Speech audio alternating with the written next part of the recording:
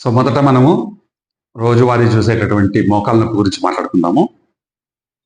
So ఇది మోకాల్ model. తొడలో ఉన్న bone ఇది థై బోన్, ఫీమర్ అంటాము. ఇవి కాల్లో ఉన్న bones tibia and fibula. So ఈ రెండింటి మధ్యలో ఏర్పడేటువంటి జాయింటే నీ జాయింట్. ఇది మోకాల్ చిప్ప, పటల్ అంటాము. సో ఈ జాయింట్ మీద వయసు పెరిగే కొద్దీ మనకు వృద్ధాప్యపు లక్షణాలు ఎట్లాగైతే మనకు గ్రే హెయిర్, స్కిన్ ముడతలు పడ్డము, ఇట్లాంటి లక్షణాలు ఏవైతే వస్తాయో అలాగే జాయింట్లో కూడా అరుగుదల అనేది వస్తుంది. దీన్ని ఒక జబ్బుగా మేము కన్సిడర్ చేయము. ఇది ఒక ఏజింగ్ ప్రాసెస్, డిజనరేటివ్ కండిషన్ అనేది.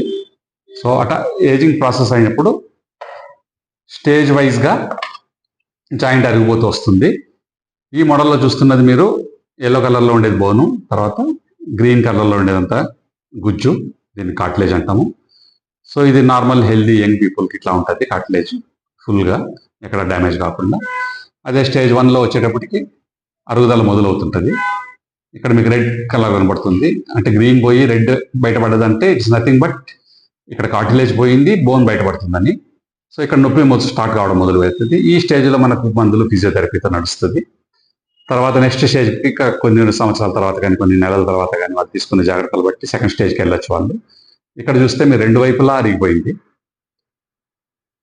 గుజ్జంతా పోయింది, అక్కడ రెడ్నెస్ అంతా బయటపడ్డది, అంటే యాక్చువల్గా బోన్ బయటపడ్డది. ఈ స్టేజ్లో ఇంకా సౌండ్స్ రావడము, జాయింట్ మూవ్ చేసినప్పుడు పెయిన్ సివియర్ కావడము, నడవలేకపోవడం, ఇటువంటి లక్షణాలు అన్నీ ఉంటాయి. తర్వాత మూడో స్టేజ్లో ఏమవుతుందంటే ఇక్కడ రెండో స్టేజ్లో ఉన్న లక్షణాలు అన్నీ ఉంటూ తర్వాత బోన్ పెరగడం మొదలవుతుంది. ఇక్కడ చూడొచ్చు మీరు కొమ్ముల్లాగా బోన్స్ సైడ్ పెరుగుతూ ఉంది. సో ఇది ఇటువైపు ఫీమర్ వైపు, టిబియా వైపు రెండు వైపులో జరుగుతుంది.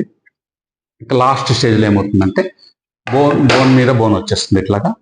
సో ఇంకా కార్టిలేజ్ అనేది, గుజ్జు అనేది ఏముండదు. సో ఈ స్టేజ్లో మా దగ్గరకు వస్తే మేము కూడా సర్జరీని సజెస్ట్ చేస్తాము. కాకపోతే ఇంకా మిగతా అన్ని స్టేజ్ల్లో కూడా మనం ఇంజెక్షన్స్తో ట్రీట్మెంట్ తీసుకోవచ్చు. సో దీన్ని నీ ఆస్టియోఆర్థరైటిస్ అంటాము. మనకు రకరకాల ఇంజెక్షన్స్ అవైలబుల్ ఉన్నాయి. ఇంతకుముందు మేము జమానా నుంచి ఇస్తున్న ఇంజెక్షన్స్ ఈ స్టిరాయిడ్ ఇంజెక్షన్స్ అంటాము. ఇవి ఇంతకుముందు ఇచ్చేటోళ్ళం 30 సంవత్సరాలు 20 సంవత్సరాల నుంచి.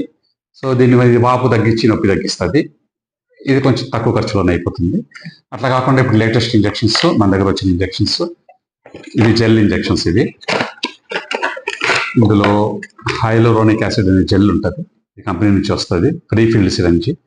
సో ఇంజెక్షన్ లోపలికి ఇస్తే ఏమవుతుందంటే అరిగిపోయిన పార్ట్స్ రబ్ కాకుండా బోన్స్ దూరంగా ఉంచి పెయిన్ తగ్గిస్తుంది. సో దీని మెకానిజం వేరే. సో ఇది డెఫినెట్గా ఒక ఇంజెక్షన్ తోటి రిలీఫ్ వస్తుంది.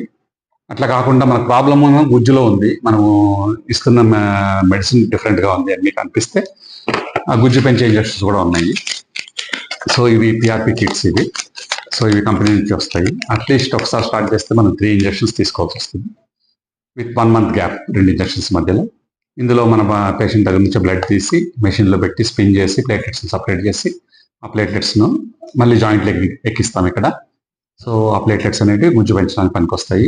దీన్ని పిఆర్పి థెరపీ లేదా ప్లాస్మా థెరపీ అని అంటాం. మీరు కూడా బాగానే చూసింటారు యూట్యూబ్లో, తర్వాత గూగుల్లో వీటన్నిటిలో.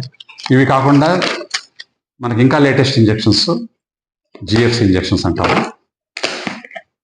ఈ జిఎఫ్సి ఇంజెక్షన్స్ అంటే ఇవి కూడా ఫ్రీ ఫీల్డ్ కిట్స్ వస్తాయి. ఇందులో కూడా పేషెంట్ బ్లడ్ నుంచే స్పిన్ చేసి మేము ప్లేట్లెట్స్ని సపరేట్ చేసి వాటిని యాక్టివేట్ చేసి వాటి నుంచి గ్రోత్ ఫ్యాక్టర్స్ని సపరేట్ చేసి ఆ గ్రోత్ ఫ్యాక్టర్స్ని డైరెక్ట్గా జాయింట్లోకి ఇస్తాము. సో వీటిని జిఎఫ్సి ఇంజెక్షన్స్ అంటాము. ఇవి కూడా మన పిఆర్పి లాగే ఒకసారి స్టార్ట్ చేస్తే కనీసం 3 ఇంజెక్షన్స్ తీసుకోవాలి with 1 month gap. So they are known for cartilage rebuilding, cartilage regeneration కోసం. ఇవే కాకుండా లిగమెంటస్ ఇంజరీస్, స్పోర్ట్స్ ఇంజరీస్, వీటన్నిటికి కూడా ఈ పిఆర్పి ట్రీట్మెంట్ అనేది ఉపయోగపడుతుంది.